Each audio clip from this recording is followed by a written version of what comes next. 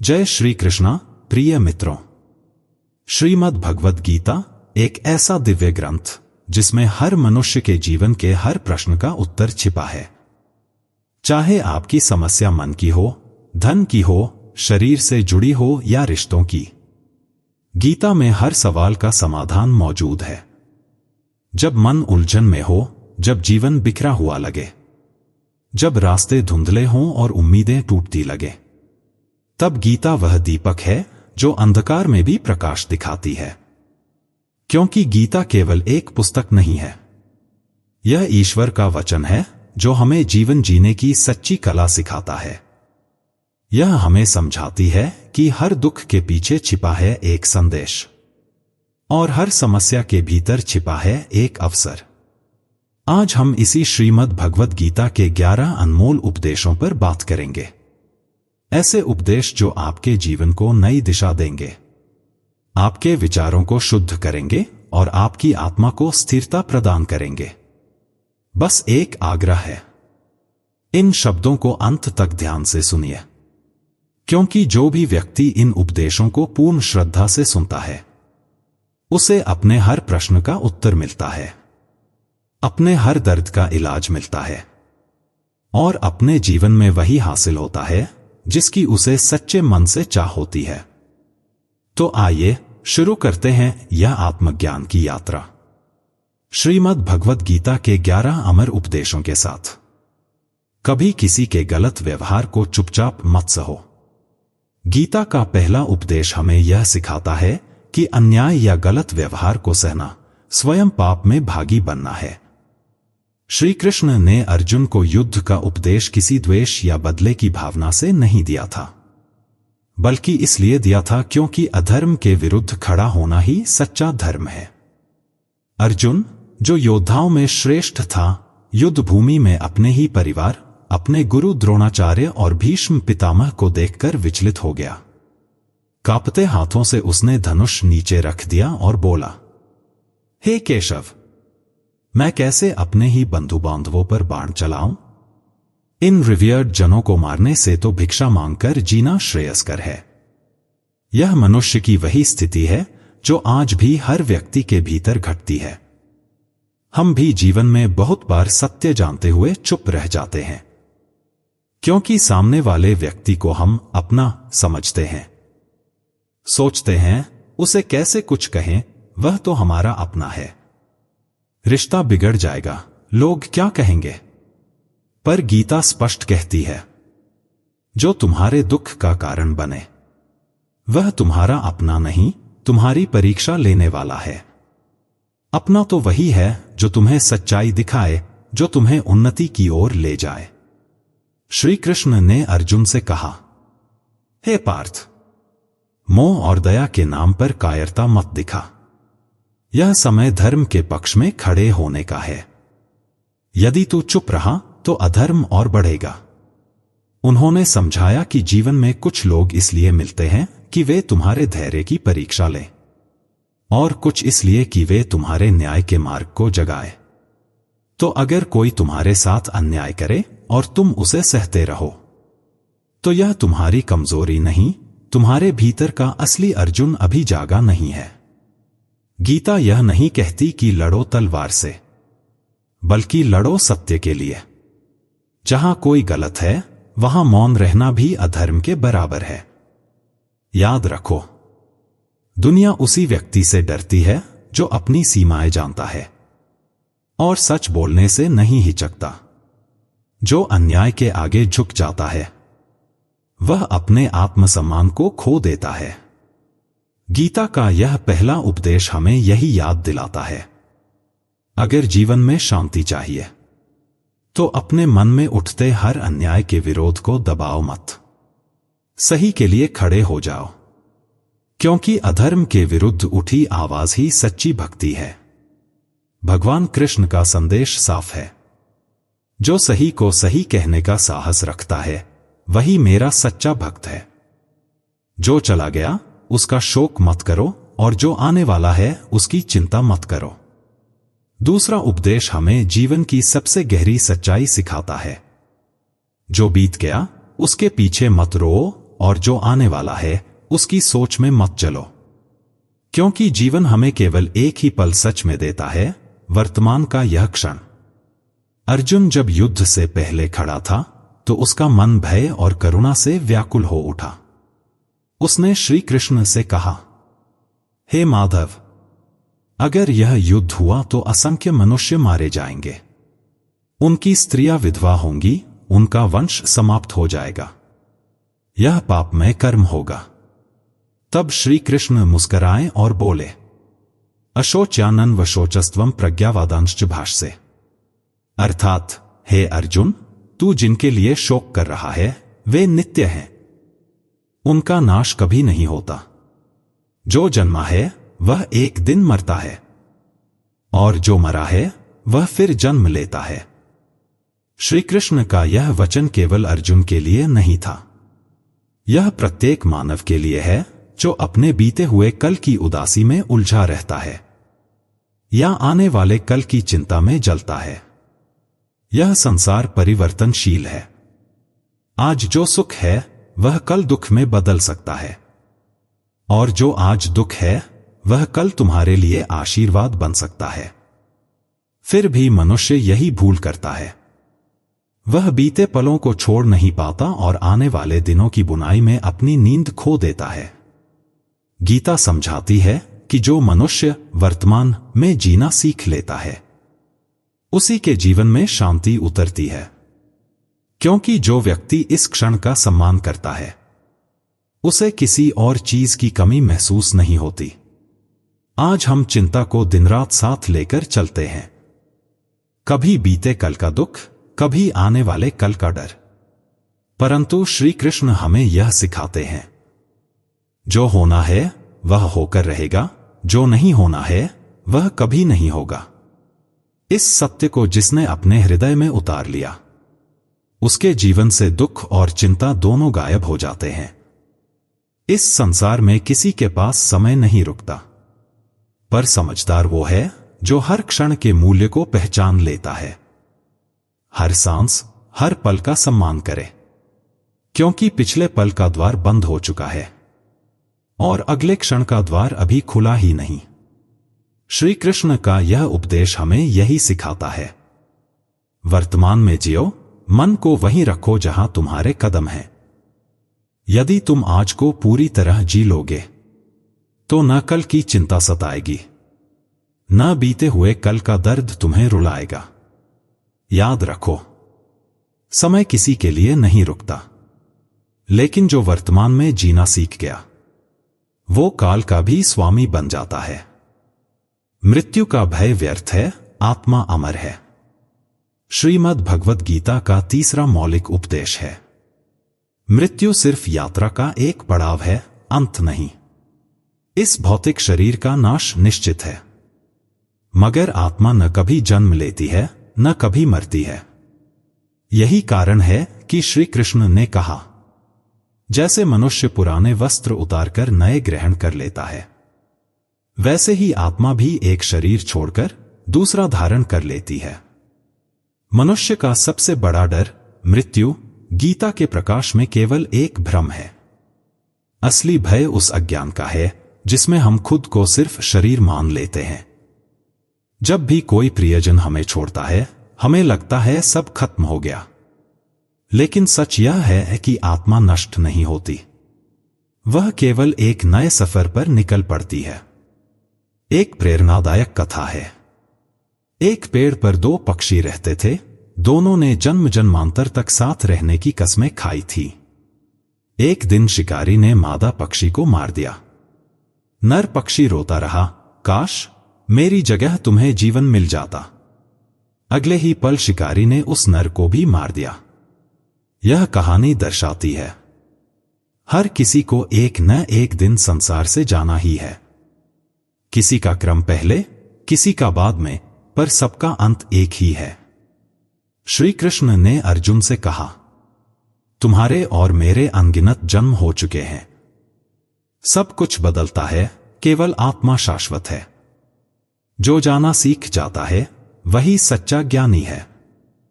किसी राजा के महल में एक महात्मा विश्राम करने आ गए। राजा ने पूछा, यह मेरा महल है, धर्मशाला नहीं। महात्मा बोले, तुम्हारे पहले कौन था? राजा बोला, मेरे पिता दादा। महात्मा ने मुस्कुराकर कहा, जहां बार बार निवासी बदलते हों वह घर नहीं, धर्मशाला ही तो है। यह संसार भी एक धर्मशाला है। हम सभी थोड़े समय के मेहमान हैं। जो इस सच को समझ जाता है वह हर पल का आनंद लेता है, मृत्यु का भय छोड़ देता है और उसी पल जीवन की आजादी पाता है। श्री कृष्ण का संदेश है, मृत्यु से न डरो, आत्मा अमर है। डर को छोड़कर जीवन के हर क्षण को उत्सव की तरह जियो। मन और विचारों पर नियंत्रण पाओ, तभी शांति मिलेगी। श्रीमद् भगवद गीता का चौथा उपदेश हमें यह बताता है कि अशांत मन ही हमारी सारी पीड़ा का कारण है। श्री कृष्ण ने अर्जुन से कहा, जिसने अपने मन को जीत लिया उसके लिए यह मन सबसे बड़ा मित्र है, और जिसने मन को नहीं जीता उसके लिए यह मन सबसे बड़ा शत्रु है। अर्जुन ने भी यही कहा था, हे केशव, मेरा मन बहुत चंचल है, अस्थिर है।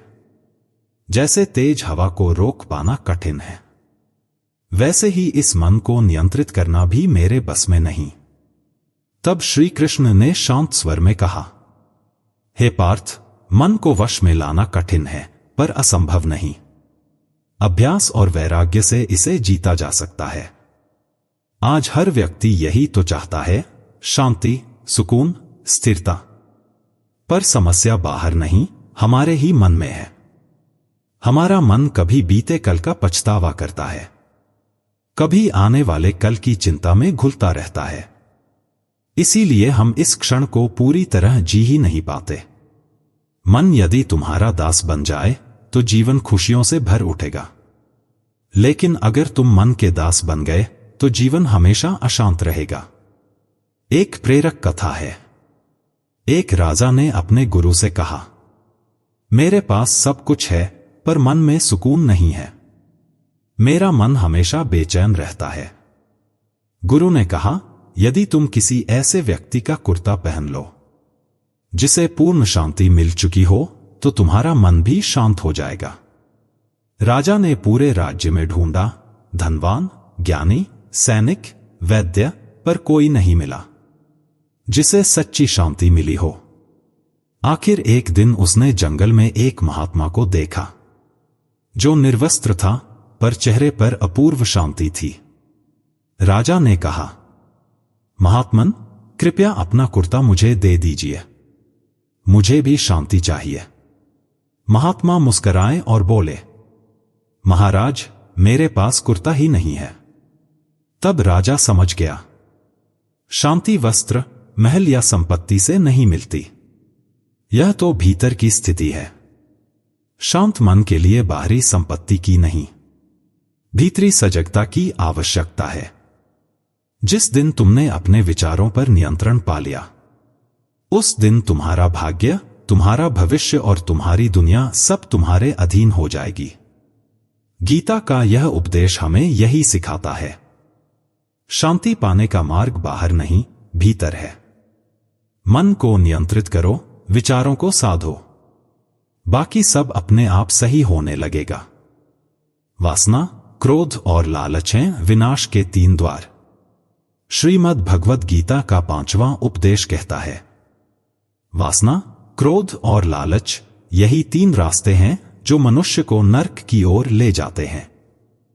जो व्यक्ति इन तीनों को अपने जीवन से दूर कर देता है वह स्वयं अपने भीतर स्वर्ग का अनुभव करने लगता है।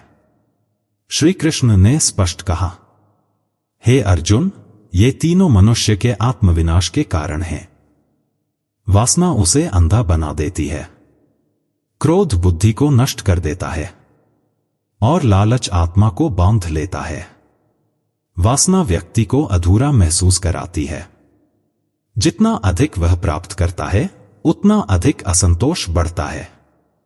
वह दूसरों से तुलना करने लगता है और धीरे धीरे उसकी दृष्टि बाहर की वस्तुओं में खो जाती है। क्रोध वह अग्नि है जो केवल दूसरों को नहीं जलाती पहले स्वयं को भस्म कर देती है। यह रिश्तों, प्रेम और विवेक की जड़ों को जला देता है। जैसा श्री कृष्ण ने कहा, क्रोध से मोह उत्पन्न होता है, मोह से स्मृति नष्ट होती है और स्मृति के नाश से मनुष्य का विवेक समाप्त हो जाता है। और लालच, यह ऐसा कुएं जैसा है जिसकी तह कभी नहीं मिलती। लालच जितना बढ़ता है, संतोष उतना घटता जाता है। एक बार राजा बनकर धन प्राप्त होता है तो वह अगले राज्य की इच्छा करता है और यह सिलसिला कभी समाप्त नहीं होता। इन तीनों की वजह से मनुष्य भीतर से खोखला हो जाता है। वह सोचता है कि सुख बाहरी वस्तुओं में है, पर उसे पता ही नहीं होता कि सुख तो उसके भीतर का अनुभव है। गीता का यह उपदेश हमें यही सिखाता है। अगर तुम जीवन में सच्चा आनंद चाहते हो तो वासना को संयम में बदलो, क्रोध को करुणा में और लालच को संतोष में। जब मनुष्य इन तीन द्वारों को बंद कर देता है, तब उसके भीतर ईश्वर का प्रकाश जाग उठता है। वह हर परिस्थिति में शांत, संतुलित और प्रसन्न रहता है। याद रखो, जो इन तीनों से मुक्त हो गया वह जीते जी मुक्ति पा चुका है। भगवान श्री कृष्ण का स्पष्ट संदेश है, इन तीनों द्वारों से दूर रहो, यही मोक्ष का मार्ग है। सब भगवान एक ही हैं, सब रूप एक ही सत्य के प्रतिबिंब हैं। श्रीमद् भगवद गीता के 10वें अध्याय विभूति योग में भगवान श्री कृष्ण कहते हैं, हे अर्जुन, इस ब्रह्मांड में जो भी तेज, जो भी शक्ति, जो भी सौंदर्य है, वह सब मेरा ही अंश है। मैं ही अग्नि हूं, मैं ही शिव हूं, मैं ही इंद्र और वरुण हूं। अक्षरों में मैं हूं और काल में महाकाल भी मैं ही हूं। इसलिए गीता का यह उपदेश स्पष्ट करता है, सभी देवता, सभी नाम और सभी रूप उसी एक परमात्मा के स्वरूप हैं। हम उन्हें अलग अलग रूपों में पूजते हैं, पर स्रोत एक ही है, परब्रह्म। कोई व्यक्ति भगवान को राम कहता है, कोई कृष्ण, कोई शिव, कोई अल्लाह, कोई ईसा, पर सब रूप अंततः एक ही सत्ता की ओर इशारा करते हैं। जैसे एक ही सूरज की किरणें अनेक दिशाओं में बिखरती हैं, वैसे ही एक ही परमात्मा अनेक नामों से प्रकट होता है। श्री कृष्ण इसलिए कहते हैं, जो हर देवता में मुझे ही देखता है और जो हर हृदय में मेरा अंश पहचानता है, वह सच्चा ज्ञानी है। मानवता की सबसे बड़ी भूल यह रही है कि उसने ईश्वर को बांटने की कोशिश की, धर्म, भाषा, पूजा पद्धति के नाम पर जिस परमात्मा ने यह ब्रह्मांड निर्मित किया, वह किसी एक मत या सीमा में कैसे समा सकता है। गीता का यह उपदेश हमें वही सिखाता है। ईश्वर को अलग अलग रूपों में नहीं, बल्कि एकत्व में देखो। कभी किसी दूसरे के इष्ट को छोटा मत समझो, क्योंकि हर श्रद्धा उसी परम सत्य की एक अलग भाषा है। जब मनुष्य इस भाव तक पहुंच जाता है कि सब ईश्वर के ही स्वरूप हैं, तब उसके भीतर से अहंकार मिट जाता है। वह दूसरों के धर्म, विचार और विश्वास का आदर करना सीखता है। यही सच्चा अध्यात्म है। जहां भेद नहीं, प्रेम है। जहां तर्क नहीं, अनुभव है। जहां द्वेष नहीं, एकत्व का आनंद है। भगवान श्री कृष्ण का संदेश है, जो हर जीव में मुझे देखता है, वही मेरा सच्चा भक्त है। सुख की इच्छा ही दुख का मूल कारण है। श्री कृष्ण अर्जुन से कहते हैं, इंद्रियों का विषयों में आसक्त होना ही दुख का कारण है, और वही आसक्ति भय और मोह को जन्म देती है। संसार की हर पीड़ा, हर बेचैनी केवल एक ही जगह से जन्म लेती है, सुख की लालसा से। मनुष्य जितना सुख पाना चाहता है, उतना ही दुख उसके जीवन में बढ़ता चला जाता है। जैसे जैसे मनुष्य इंद्रियों के भोग में फंसता जाता है, उसे पाने की इच्छा और तीव्र होती जाती है, और जब इच्छा पूरी नहीं होती तो निराशा, क्रोध और पीड़ा जन्म लेते हैं। श्री कृष्ण हमें समझाते हैं कि जो वस्तु आज तुम्हें आनंद देती है वही कल दुख का कारण बन सकती है, क्योंकि जगत की सारी वस्तुएं परिवर्तनशील हैं। सच्चा सुख न पाने में है, न भोग में, वह केवल वैराग्य के अनुभव में है। वैराग्य का अर्थ यह नहीं कि त्याग कर जंगल चले जाओ, बल्कि यह समझ लो कि यह सब अस्थायी है। अगर मनुष्य सुख के पीछे भागना छोड़े और वर्तमान में जीना सीखे तो वही जीवन का आनंद पा सकता है। यही कारण है कि श्री कृष्ण ने कहा, यह सर्वत्रान्भिस्नेह तत्प्राप्त्या प्राप्य शुभाशुभम नाभिनंदति न द्वेष्टि तस्य प्रज्ञा प्रतिष्ठिता। अर्थात जो व्यक्ति अच्छे बुरे में समान रहता है वही स्थिर बुद्धि वाला ज्ञानी है। जो मनुष्य सुख और दुख दोनों को एक समान स्वीकार सकता है वह जीते जी मुक्त हो जाता है। जो भगवान पर पूर्ण विश्वास रखता है उसकी हर आवश्यकता पूरी होती है। श्री कृष्ण ने गीता के 9वें अध्याय में एक अद्भुत वचन कहा, अनन्यास चिंतयन्तो मा ये जनाः पर्युपास्ते तेषां नित्याभियुक्तानां योगक्षेमं वहाम्यहम्। अर्थात जो मनुष्य मेरा पूर्ण विश्वास करता है मैं स्वयं उसका योगक्षेम वहन करता हूं। यह गीता का एक सबसे शक्तिशाली संदेश है। यदि तुमने अपने जीवन का संपूर्ण भरोसा भगवान पर छोड़ दिया तो वह स्वयं तुम्हारा हर कार्य पूर्ण करता है। श्री कृष्ण यहां 2 शब्दों की व्याख्या करते हैं, योग और क्षेम। योग का अर्थ है जो चीज तुम्हारे पास नहीं है उसे दिलाना, और क्षेम का अर्थ है जो तुम्हारे पास है उसकी रक्षा करना। इसलिए भगवान कहते हैं, जो मुझ पर निर्भर है मैं उसके लिए वही करता हूं जो उसके लिए हितकारी है। मानव का दुख इस बात से नहीं है कि उसे कम मिला, बल्कि इस भय से है कि जो मिला वह छिन न जाए। पर जो व्यक्ति ईश्वर पर विश्वास रख लेता है वह भय से मुक्त हो जाता है, क्योंकि तब उसे पता रहता है मुझे जो भी चाहिए वह समय पर मिलेगा, क्योंकि मेरे रक्षक स्वयं भगवान हैं। यह भरोसा व्यक्ति को भीतरी शक्ति देता है। हर कठिनाई उसे छोटा लगता है। याद रखो, ईश्वर पर पूरा भरोसा रखो।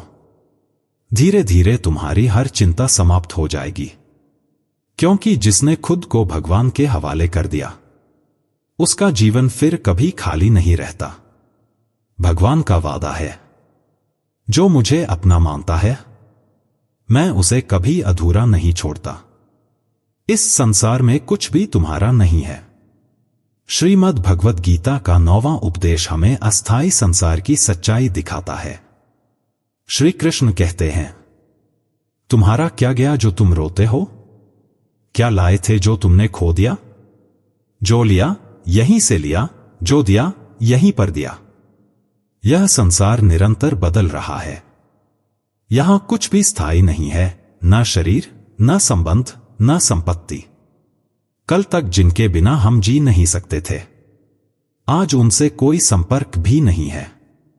कल जिनके लिए हम सब कुछ छोड़ने को तैयार थे आज वही लोग हमारे जीवन से गायब हैं। यही इस संसार का नियम है। परिवर्तन ही यहां का एकमात्र सत्य है। हर रिश्ता, हर वस्तु, हर क्षण क्षणभंगुर है। स्वयं यह शरीर भी हर पल बदल रहा है। बचपन, जवानी, बुढ़ापा और फिर मृत्यु, यह चक्र अनंत है। इसलिए श्री कृष्ण हमें समझाते हैं, किसी भी वस्तु, व्यक्ति या रिश्ते को मेरा मत मानो, क्योंकि वास्तव में यहां किसी का भी किसी पर अधिकार नहीं। जो आज तुम्हारे पास है कल किसी और के पास होगा। तो मोह और अहंकार का आधार ही कहां बचता है। यही सच्चा वैराग्य है। जब व्यक्ति यह समझ लेता है कि मैं यहां कुछ लेने नहीं बल्कि अनुभव करने आया हूं, जो इस सत्य को जान जाता है वह न हानि में दुखी होता है न लाभ में गर्वित। गीता कहती है, जो इस परिवर्तन को स्वीकार कर लेता है वह दुख से मुक्त हो जाता है और असीम शांति पा लेता है। किसी से भी अधिक मोह मत करो। गीता का 10वां उपदेश है, मोह ही हर दुख का मूल कारण है। श्री कृष्ण ने अर्जुन को ज्ञान इसलिए दिया ताकि उसका मोह टूट सके, क्योंकि मनुष्य की सबसे बड़ी कमजोरी उसका मोह ही है। युद्ध भूमि पर खड़ा अर्जुन, जो देवताओं से तक लड़ा और जीता था, वही सामने अपने रिश्तेदारों को देखकर कांप उठा। उसने कहा, हे केशव, मेरे हाथ से धनुष छूट रहा है, मेरे शरीर में शक्ति नहीं बची। यह प्रेम नहीं था, यह मोह था, जो सत्य को धुंधला कर देता है। श्री कृष्ण ने कहा, अर्जुन, यह मोह तेरे विवेक को बांध रहा है, यह तुझे धर्म के मार्ग से हटा रहा है। इसलिए उठ, अपने कर्तव्य को समझ और इस मोह से मुक्त हो। मोह वह जाल है जो मनुष्य को सत्य से दूर कर देता है। यह हमें झूठा विश्वास दिलाता है कि यह व्यक्ति मेरे बिना नहीं रह सकता, मैं इसके बिना नहीं रह सकता। पर सत्य यह है, सब इस जीवन की अस्थायी भूमिका निभा रहे हैं। कई लोग मोह में पड़कर टूट जाते हैं, अपनी जीवन शक्ति खो देते हैं। पर गीता हमें सिखाती है कि प्रेम करो लेकिन बंधन मत बनाओ, स्नेह रखो लेकिन अपेक्षा मत रखो, क्योंकि अपेक्षा ही पीड़ा का बीज है। सच्चा प्रेम तब है जब हम किसी को उसके स्वभाव सहित स्वीकार करें, बिना अधिकार जताए, बिना नियंत्रण चाहे। जब हम मोह से ऊपर उठते हैं, तब ही हमें जीवन की वास्तविक स्वतंत्रता मिलती है। और यही श्री कृष्ण का अमर संदेश है। मोह से मुक्त होना ही ज्ञान का प्रथम कदम है।